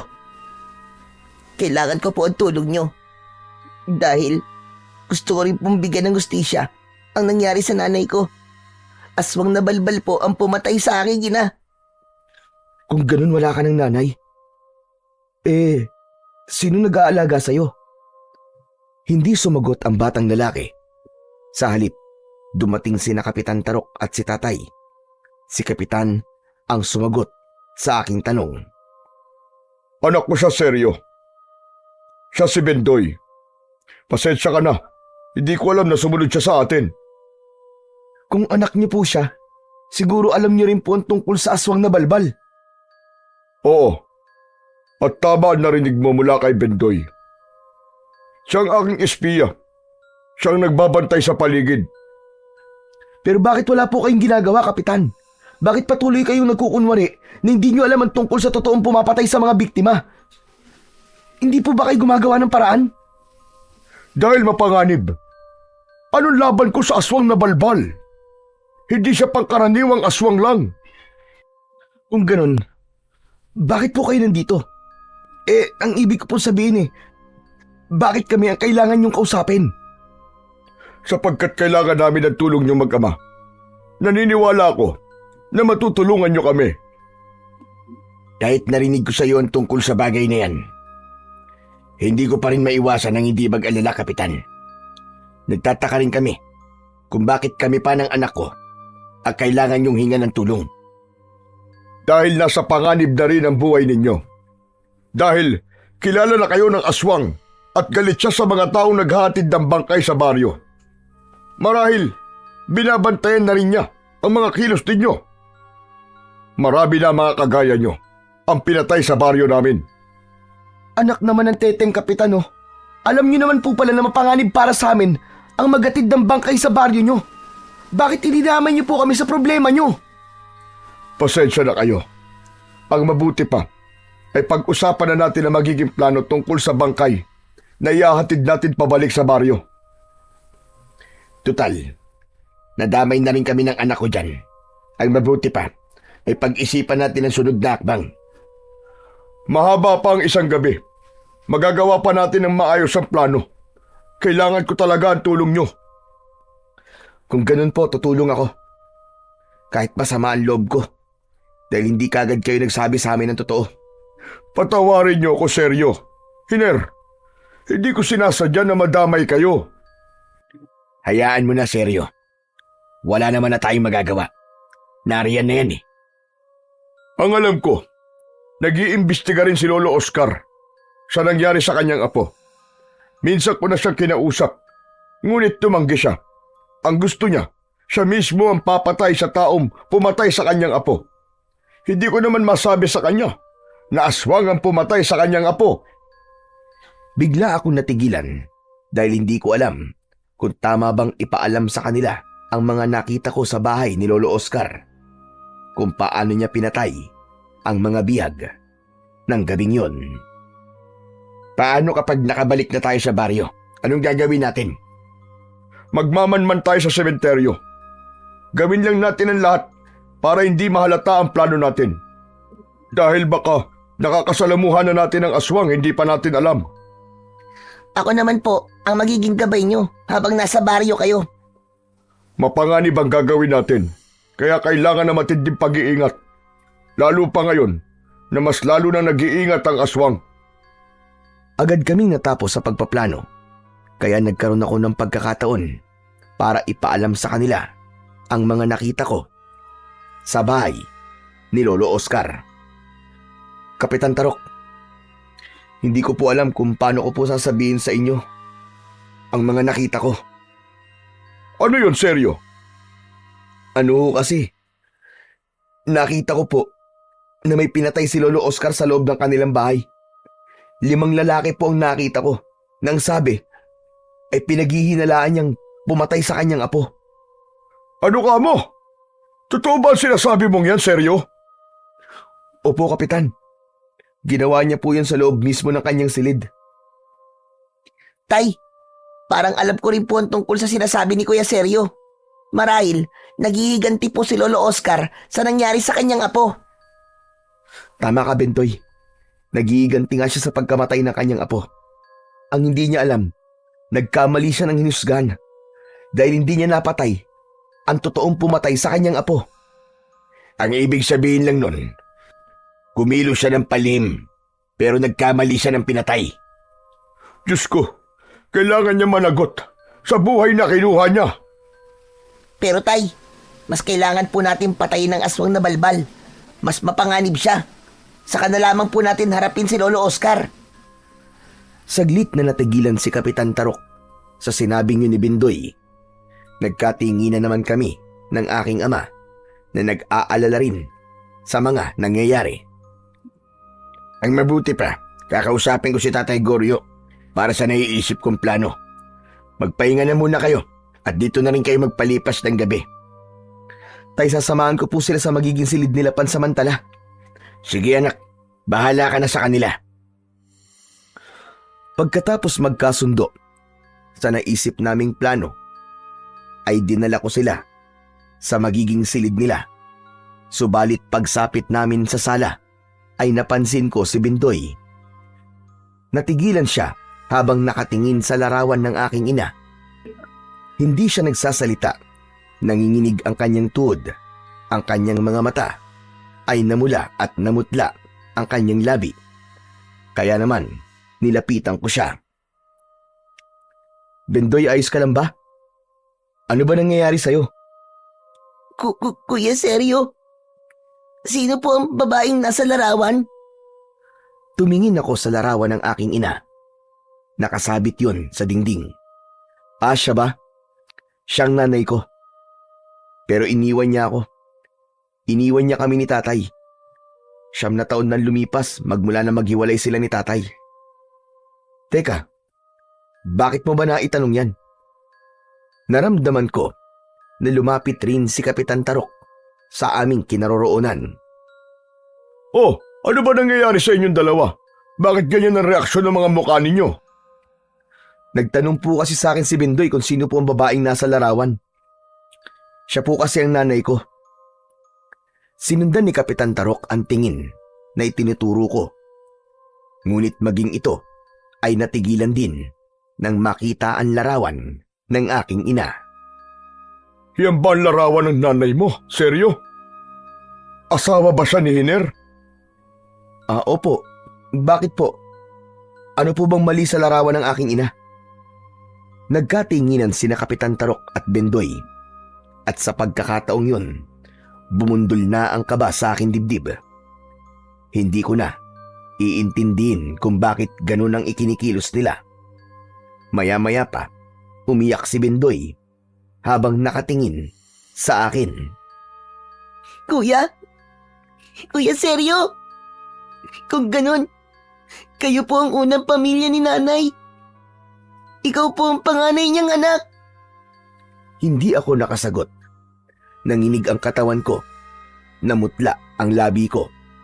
Nagulat ako sa sinabing yun ni Bindoy. Nagpalipat-lipat ang aking tingin sa dalawa. Kaya si Kapitan Tarok na ang unang bumasag sa katahimikan. Tama ang sinabi ni Bindoy, Seryo. Si Bindoy ay anak ni Merlin. Naging biktima ng aswang na balbal ang nanay ni Bindoy. Kung ganun, kayo po naging asawa ni nanay. Kayo pong ipinalit niya kay tatay. Nagkakamali ka, Seryo. Sapagkat hindi ko anak si Bindoy. Si Bindoy ay inalagaan ko lamang nang mamatay si Merlin. Anak siya ni Hiner. Kapatid mo siya, Seryo. Teka, Kapitan Tarok. Paano po nangyari yun? Ipaliwanag niyo po kung paano kong naging kapatid si Bendoy. Hindi ako sinagot ni Kapitan Tarok. Malungkot siyang napatingin sa gawi ni Bendoy habang humahagulgol ito ng iyak. Maya-maya pa ay dumating si tatay. Nagtataka siya sa itsura namin ni Bendoy. Si Kapitan Tarok ang nagpaliwanag kay tatay. Hiner, hindi ko alam kung paano ito ipapaliwanag sa'yo. Pero may isang bagay kaming natuklasan sa loob ng bahay nyo. Ang babaeng nasa larawan. Siya ang ina ni Bendoy. Siya si Merlin, di ba? Oo. Paano mo nakilala ang asawa ko? Sapagkat siya ang ina ni Bendoy. Siya ang pinatay ng aswang na balbal. Kung ganun, ikaw pala ang ama ni Bendoy. Ang totoong ama ng bata. Sandali. Hindi ko alam ang sinasabi mo, Kapitan Tarok. Nagkakamali ka. Matagal na kaming hiwalay ni Merlin. Kaya imposibleng anak ko si Bendoy. Nagdadalang tao si Merlin nang dumating siya sa baryo namin. At pagsapit ng 9 na buwan, ang araw na ipinanganak niya si Bendoy, inatake siya ng aswang na balbal at namatay. Kaya ako nang nag-alaga kay Bendoy. Anak mo siya, Hiner. Maniwala ka. Kinilabutan ako sa aking mga narinig. Hindi ako makapaniwala na ang batang tumulong sa akin ay kapatid ko pala. Nang mga sandaling yun, hindi ako makapagsalita. Ganon din si tatay na parabang may biglang naalala. Diyos ko, hindi kaya... Oo, Hiner. Anak mo talaga si Bendoy. 1 buwan nang buntis ang asawa mo nang maghiwalay kayo. Sa pagkakataong yun ay tuluyan ng naluha si tatay. Hindi niya alam ang kanyang gagawin. Napatingin siya sa batang lalaki na patuloy ang pag-iyak. Hindi nagtagal, si Bendoy ang unang nagsalita at lumapit sa aking ama. Tatay Hiner, kayo po ba talaga ang tatay ko? Anak ko. Diyos ko. Patawarin mo ko, anak. Hindi ko alam na buntis pa lang nanay mo nang iwan niya kami. Ikaw nga ang aking anak. Patawarin mo ko. Hindi ko talaga alam. Inabig ng yakap ng aking ama. Si Bendoy, parang pinipiga ang dibdib ko sa awa ko para sa aking nakababatang kapatid. Hindi ko alam kung ano ang naging buhay niya habang wala kami sa tabi niya. Mabuti na lang at merong nag-alaga sa kapatid ko. Diyos ko, maraming salamat po. Buhay ang anak ko. Buhay ang anak namin ni Merlin. Salamat din sa iyo, Kapitan Tarok, sa pag-aalaga mo sa aking anak. Walang anuman yun, Hiner. Masaya akong natulungan ang anak mo. Ngayong alam na natin na kapamilya mo si Merlin, may dahilan kung bakit tayo pinagtagpo. Yun ay para mabigyan ng hustisya ang nangyari sa kanya. Kung ganun po, diretso ang ating plano. Tuloy na natin to, wala nang atrasan. Para sa hustisyang nararapat para kay nanay. Pagkatapos ng naging pag-uusap namin, ay nagpahinga na rin kami para matulog. Kinabukasan, agad kaming nagbiyahe pabalik sa baryo. Nadatnan namin si Lolo Oscar na naghihintay sa amin. Masama ang kanyang tingin na parabang sinusuri ang aming kilos, pero hindi ko yun pinansin. Sa halip, diretso kami sa pagbaba ng kabaong ng dalagita. Inihatid namin siya sa pamilya niya at sinalubong kami ng kanyang kaanak na halos mawalan ng malay dahil sa labis na pagluluksa. Maya-maya pa ay lumapit sa amin si Lolo Oscar. Hindi ko alam na nakauwi na pala kayo sa bahay niyo, Hiner. Opo, Lolo Oscar. Hindi na po kami nakapagpaalam sa inyo dahil sa nangyari ho sa biktima. Pasensya na ho kayo. Mabilisan po kasi ang pag-aasikaso namin sa bangkay. Ganun ba? Nag-alala kasi ako sa inyo kagabi at hinanap ko kayo kung saan-saan. Mabuti na lang at may nakakita sa inyo. Lolo Oscar, bakit nga po pala kayo nandito? Sino po nagbabantay sa burol ng apo nyo?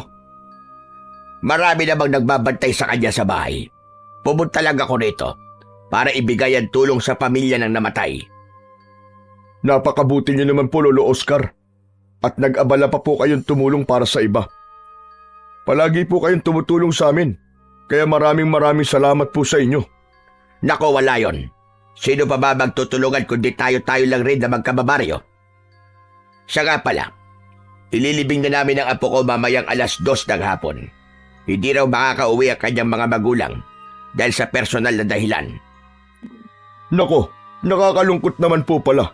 Hindi nila masisilayan ang kanilang anak kahit sa huling pagkakataon. Lihim kaming nagkatinginan ni tatay. Parang walang nangyari kung makipag-usap sa amin si Lolo Oscar. Para bang hindi siya apektado na meron siyang pinatay na mga tao. Ilang araw din kaming namalagi sa baryong yon para sa aming plano. Hanggang sa mailibing ang dalagitang huli naming inihatid sa baryo. Lihim kaming nagmatsyag sa sementeryo. Kasama sina Bendoy, Kapitan Tarok at si tatay. Nasa likod kami ng malaking puno habang naghihintay sa pagdating ng aswang na balbal. Pagsapit ng gabi, isang nakakakilabot na eksena ang aming nasaksiyan sa loob ng sementeryo. 5 aswang na balbal ang biglang dumating doon. Payat ang kanilang mga katawan. Mahaba ang kanilang mga kuko at ang dila nila ay nakatagdag sa nakakatakot nilang anyo. Pinagtulungan nilang hukayin ng lupa na pinaglibingan sa dalagita at isinunod nila ang libingan ng apo ni Lolo Oscar. Diyos ko, mahabagin langit! Hindi ako makapaniwalang ganyan pala ang itsura ng aswang na balbal. Tatay, Kapitan, nang makita ko po ang mga aswang na yan, takot na takot din po ako noon. Ang husay ng ginawa mo, Bendoy. Nagawa mong labanan ng takot mo. Opo, kuya. Nilabanan ko po talaga ang takot ko para bigyan po ng katarungan ang nangyari kay nanay.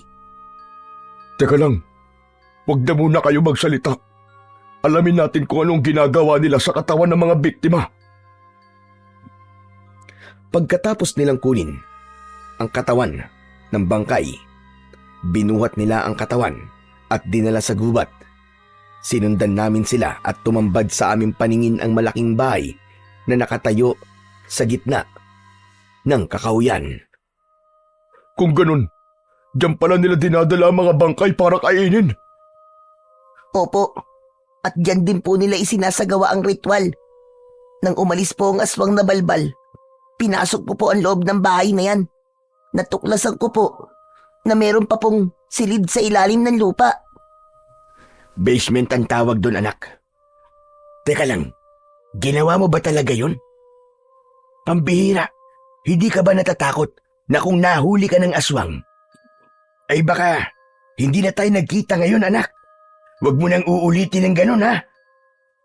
Tatay, hindi ko naman po kasi alam na may pamilya pa pala ako maliban kay tatay, Kapitan. Pero ang mahalaga po, ligtas naman po ako, di ba? Ay, siya nga po pala. Diyan ko rin po nakuha yung liabe na ibinigay ko po kay Kuya Sergio. Kung ganun, pag-aari ng aswang ang liabe. Tay, pasukin na po natin ang loob ng bahay. Panahon na po para pigilan sila sa paggasik nila ng lagim. Pagkakataon na po natin para patayin silang lahat. Para mabigyan na po natin ng hustisya ang lahat ng pinatay nila. Handa na rin akong pumasok sa loob. Siguraduhin na lamang natin na walang makakapansin sa atin dahil nasa loob na ng bayan lahat ng mga aswang na balbal. Saglit kaming nagpalinga-linga sa paligid at pinagmasdan kung meron bang nagbabantay na aswang. Malinis, walang bantay. Kaya tara na. Bendoy, anak, huwag kang hihiwalay sa tabi namin ng kuya mo, ha? Opo, tay. Maingat kaming naglakad, papalapit sa kinaroroonan ng bahay. Pagsapit namin sa loob ng bahay, nakita namin na may nakasinding sulo. Habang naririnig namin ang malakas na pag-angil mula sa mga aswang na balbal. Napansin ko na merong hagdan. Pababa yun, sa ilalim ng lupa. Yun ang basement na tinutukoy ng kapatid kong si Bendoy kanina. Tay, tignan nyo! Dito ho! May hagdan po rito! Sa pagkakataong yun, ay binunot ko na ang liyabe sa bulsa ko. Ganon din ang kutsilyo ni tatay. Si Kapitan Tarok naman ay batuta ang kanyang dinala, habang ang kapatid kong si Bendoy ay latigo ang kanyang hawak. Natitiyak ko pong dito po nila dinala ang katawan ng mga bangkay. Naunang bumaba ng hagdan, si Kapitan Tarok. Sinundan namin siya habang alerto kami sa paligid. Pagpasok namin sa loob, bumungad sa aming paningin ang 4 na kulungan na gawa sa bakal. Nagkatinginan kaming 4. Hindi kami makapaniwala sa itsura ng loob ng silid. Sa gitna noon ay merong mahabang lamesa. Nakapatong ang katawan ng 2 dalagita. Bigla akong kinabahan dahil kakaiba ang katahimikan sa loob ng basement. Nagulat na lang kami nang may biglang nagsalita sa aming likuran. Kasunod ng pagkalat ng mabahong amoy na parabang nabubulok na laman ng hayop. Sinasabi ko na nga ba't may plano kayo? Alam ko na nasundan niyo ko. Malas nyo lang dahil sinadya kong magpahabol sa inyo rito para maikulong ko kayo sa ilalim ng aking bahay. Ngayong natuklasan nyo na ang lihim ko, hindi ako makakapayag na makatakas pa kayo. Nahulog tayo sa patibong. Alam niya, ang tungkol sa plano natin. Malakas na tumawa ang aswang na balbal kasama ang kanyang mga alagad. Napaatras kami ng hakbang habang hindi inaalis ang paningin sa nilalang. Sino ka? Magpakilala ka! Huwag ka magtago sa inyo ng pagiging aswang mo! Hayop ka! Hindi na mahalaga na makilala niyo kung sino ako. Malapit na rin naman kayong mamatay. Pakawalan niyo kami! Nagpapatawa ka ba? Kayo ang pumasok sa lugga ko. Pagkatapos, hihilingin mo sa akin na pakawalan ko kayo. Alam niyo ba na pinaghandaan ko rin ang pagdating ninyo? Sa katunayan, gumawa ako ng 4 na kulungan para sa inyo. Nagkakamali ka! Ikaw ang makukulong dito! At hindi kami! Tignan na lang natin kung sino ang magbawagi. Hindi ako makakapayag na makaalis pa kayo sa pamamahay ko ng buhay. Sige, kunin silang lahat. Ikulong nyo sa mga kulungan na nakahanda para sa kanila. Mabilis kaming nahawakan ng mga aswang na balbal. Para bang may malakas na puwersa na pumigil sa aming katawan para lumaban. Nagsimulang uminit ang palawit ng suot kong kwintas. Ngunit walang epekto yon sa aswang na may hawak sa aking mga braso. Bawat isang kulungan ay may isang aswang na magbabantay sa inyo. Pero hindi naman ako ganun kasama. Lalabanan ninyo ang mga alagad ko. Kapag nanalo kayo, laban sa kanila, saka lang kayo makakalaya sa kulungan. Tay, Kuya Sergio, natatakot po ako. Huwag ka matakot sa kanila, Bendoy. Labanan mo siya. Alam kong kaya mo siyang labanan.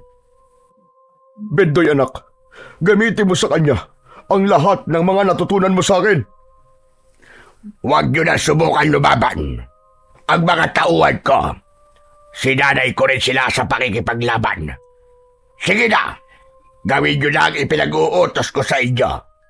At kapag kayo naman ang nagwagi, hahayaan ko kayong patayin ang mga taong yan. Kainin nyo sila hanggang kaya nyo. Hindi agad ako nakapagsalita ng mga sandaling yun.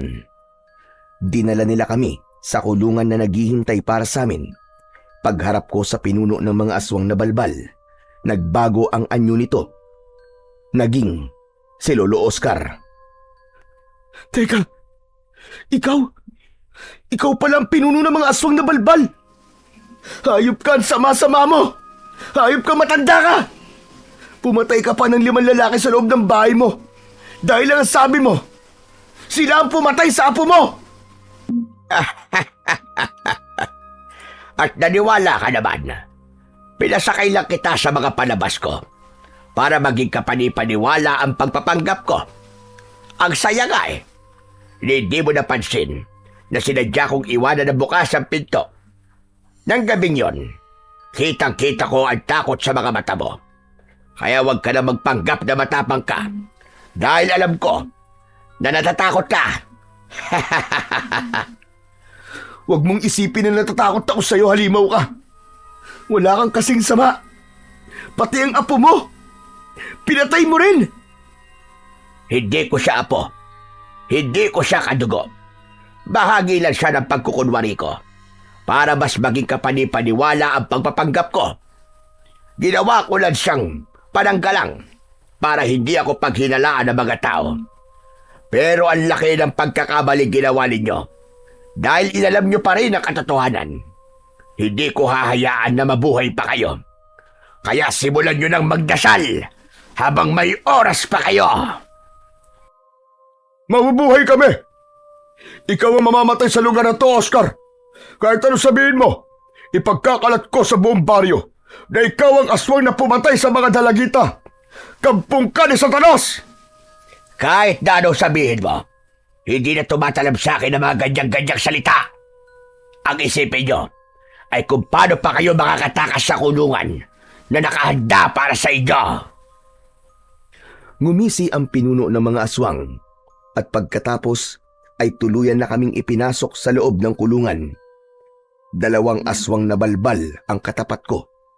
Samantalang sina Tatay, Kapitan Tarok at Bendoy naman ay tig-iisa lang ng mga aswang na makakalaban. Bumundol lang kaba sa aking dibdib dahil sa labis na pag-aalala para sa kanila. Tay, Bendoy, Kapitan, mag-iingat kayo.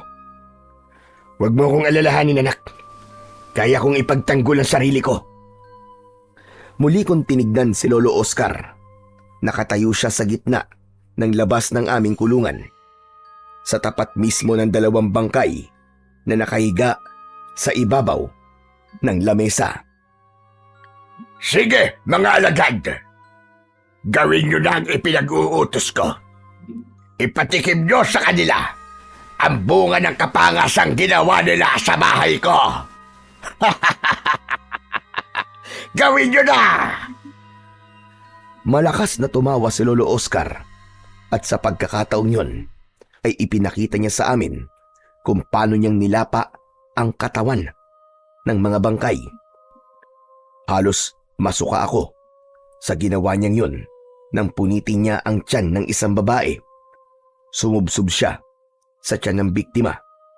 Isinunod niya ang katawan ng kanyang apo.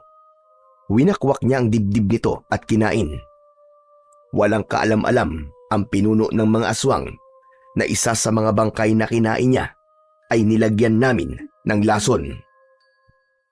Halimaw ka! Isa kang kampo ng kadiliman! Mamamatay ka rin!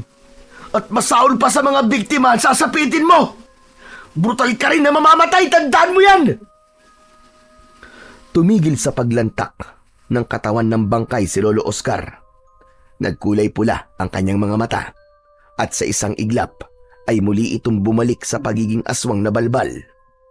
Halos magwala ako sa loob ng kulungan, ngunit bigla kong naramdaman ang pagtama ng kalmot sa aking likod. Gumanti ako ng saksak sa aswang gamit ang liyabe na may tari. Pero hindi yun ininda ng aswang. Sa halip, nakangisi silang nakatayo sa harapan ko na para bang naghihintay ng utos ni Lolo Oscar. Habang si Tatay sa kabilang kulungan ay naririnig kong nakikipaglaban na rin sa aswang. Ito na magiging katapusan mo! Hayop ka! Umatake ulit ako sa dalawang aswang, subalit naiiwasan nila ang pag-atake ko. Gumanti sila sa akin ng suntok, kaya ilang beses akong bumagsak sa sahig. Nakangisi silang humahakbang papalapit sa akin at hindi ko nagawang maiwasan ang pangalawa nilang pag-atake. Kinalmot nila ako sa dibdib. Ramdam na ramdam ko ang sakit. Pinilit kong bumangon. Gumanti ako sa kanila. Tumama ang talim ng liyabe sa leeg ng isa sa mga aswang na umatake sa akin. Pero hindi siya natinag. Anak ng, bakit hindi nila iniindan saksa ko? Kahit nilastas ko na ang kanilang leeg, patuloy pa rin sila sa pag-atake sa akin. Dahil mga immortal sila. Wala silang kamatayan. Kuya Seryo, huwag ka maniwala na wala silang kamatayan. Nililinlang ka lang niya. Hanapin mo ang kanilang kahinaan. Tinapunan ko ng masamang tingin ang aswang na balbal na si Lolo Oscar. Kaya napansin ko ang nangyayari sa kabila ng kulungan. Sa kinaroroonan ng aking kapatid, nakita ko si Bindoy. Nakikipaglaban siya sa balbal gamit ang kanyang latigo.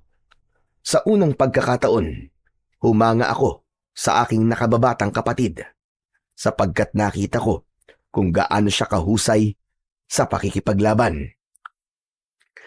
Bakit ka natitigilan, ha? Natatakot ka na ba? Gunggong, hindi ako natatakot sa'yo. Ikaw ang dapat na matakot sa pagkaing nilalantaan mo. Nagbago bigla ang reaksyon ng muka ni Lolo Oscar at napasulyap siya sa katawan ng bangkay na nilalantakan niya. Samantala, bigla kong naramdaman ng pagtama ng kalmot sa akin likod, kaya hinarap ko ang unang aswang na umatake sa akin. Inipit ko ang kanyang leeg gamit ang aking dalawang hita. Bumagsak ito sa sahig. Napasigaw ako sa sakit dahil sa pagtama ng sahig sa katawan ko. Bagay na nagustuhan naman ni Lolo Oscar. Magaling! Napakaganda ng eksenang pinapanood ko! Habang tumatawa si Lolo Oscar, sinamantala ko ang pagkakataon na nakahandusay ang aswang sa sahig. Gamit ang liyabe na may tari, inatake ko ang batok ng aswang na balbal. Bumulwak ang dugo nito mula sa kanyang sugat. Nagkikikisay ang katawan ng aswang. Bumula ang bibig at lumabas ang kulay itim na likido. At napatunayan ko na ang kahinaan pala ng mga aswang na balbal ay nasa batok. Nakita yon ng isa pang aswang na balbal. Kaya't napaatras ito at natigilan. Subalit sumugod ako. Nilapitan ko ang kanyang kinaroroonan. Tumalon ako at inatake ko ng saksak ang batok niya. At dahil nakita ni Lolo Oscar kung paano ko rin napatay ang isa pang aswang, nagwala ito dahil sa galit. Hindi maaari. 2 balbal ang ibinigay ko sa'yo, pero natalo mo sila ng ganong kabilis. Hindi ako makakapayag. Hindi ako tutupad sa mga pinag-usapan natin. Wala kang isang salita, demonyo ka! Ginawa ko ang lahat para manalo sa laban na to. Hindi ka patas! Sino bang aswang ang patas? Hindi ako papayag na matalo mo ko na ganun-ganun na lang. Hindi mo ba talaga nakikilala ang sandatang ginamit ko sa kanila? Tignan mo maigi! Itinaas ko ang aking sandata.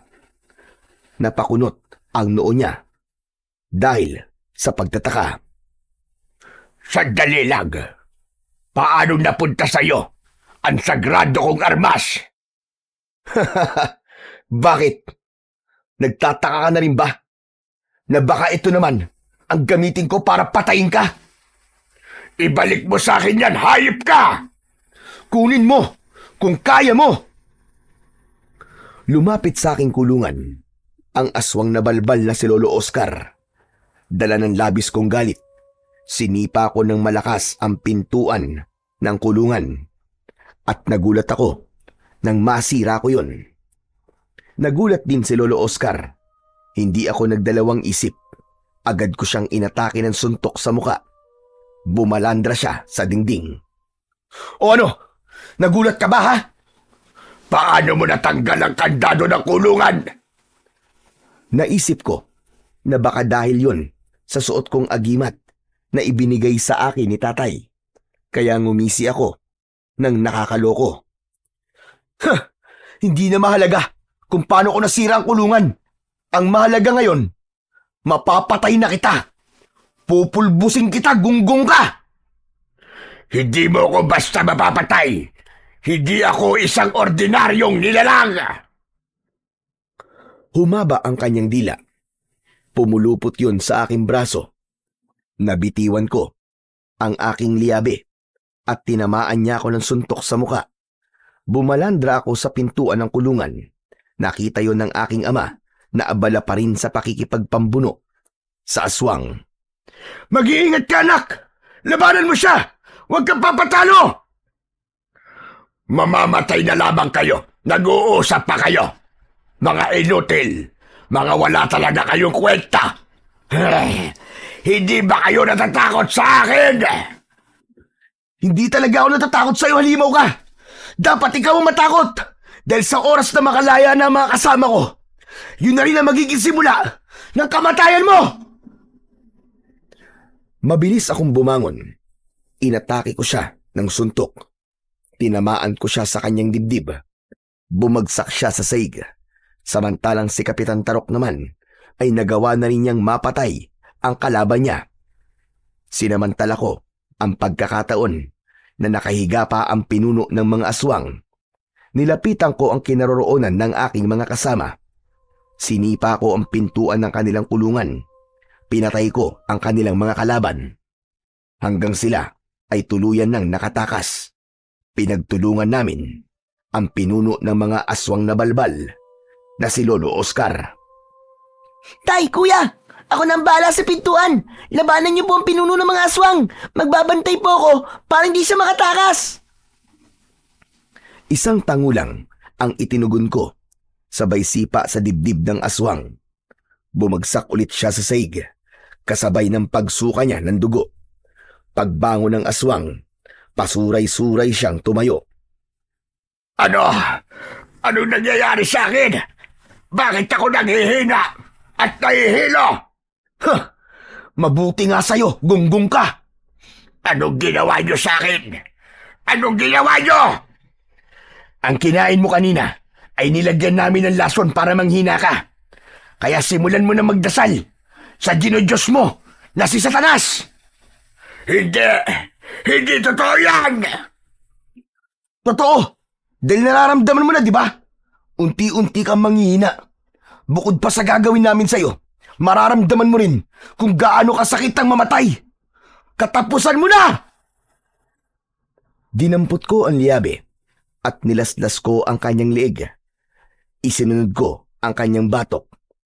Hindi ko siya tinigilan hanggat hindi natatadtad ng saksak ang kanyang buong katawan. Umusok ang kanyang sugat. Nagkakakawag ang kanyang mga kamay. Pinanood namin kung paano unti-unting nasunog ang katawan ng pinuno ng mga aswang hanggang sa malusaw ito at maging isang kulay itim na likido. Saka ko lang naramdaman ang panghihina ng aking katawan. Kuya! Napatay mo siya! Natalo mo ang aswang na pumatay sa nanay natin! Sa wakas, nabigyan na rin ng katarungan ang mga naging biktima niya. Inalalayan ako ni tatay na lumabas sa basement hanggang sa pagsapit namin sa labas ng bahay. Dumukot ng posporo si tatay. Sinindihan niya ang bahay. Hindi kami umalis sa lugar na yon hanggat hindi yun natutupok ng apoy. Inabot kami hanggang umaga bago kami tuluyang bumalik sa bahay ni Kapitan Tarok. Inihatid niya kami sa aming sasakyan. Nang mga sandaling yon ay alam na rin ng mga tao ang tungkol sa pagiging aswang ni Lolo Oscar. O paano? Masaya akong maihahatid kayo ng ligtas. Kayo na ang bahala sa anak-anakan ko, ha? Tay, ayos lang po ba talaga sa inyo na sumama po ako kina kuya at tatay Hiner? Aba, oo naman, anak. Sila ang totoong pamilya mo. Pwede ka pa namang dumalaw dito, di ba? Tama siya, bunso. Matagal ka naming hindi nakasama eh. Tsaka, magpapaturo pa ako sa'yo kung paano gumamit ng latigo eh. Kuya! Kaya wag ka na malungkot ha. Dadalasan naman natin ang pagbisita kay Tatay Tarok mo eh. Niyakap ko ang kapatid ko. Alam ko kung gaano kahirap para sa kanya ang iwanan ang kinagisnan niyang ama. Lumapit si tatay kay Bendoy at inakbayan niya sa balikat ang kapatid ko. Ganito na lang anak, para hindi ka malungkot. Magpapagawa ko ng bahay dito. Ililipat ko ang punerarya. Aayusin lang natin ang mga dokumento. At dito na tayo titira. Talaga po? Tumango ang aking ama bilang tugon sa tanong ni Bendoy. Ako man ay nagulat din sa sinabing yun ni tatay. Pero masaya ako dahil masaya rin ang kapatid ko. Pagkatapos naming magpaalam ay sumakay na kami sa karon ng patay. Bumalik kami sa puninarya at kagaya ng pangako ni tatay kay Bendoy, tinupad niya ang pangako niya sa kapatid ko. Sa ngayon ay bumalik na sa katahimikan ang baryo ng Mantagbak.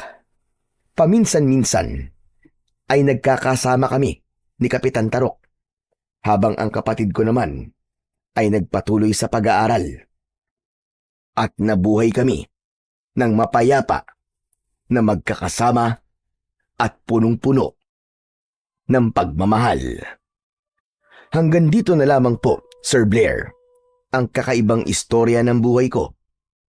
Sana ay nagustuhan niyo po ang pagbabahagi ko sa nakakatakot na karanasan at pakikipagsapalaran ko laban sa mga aswang na balbal.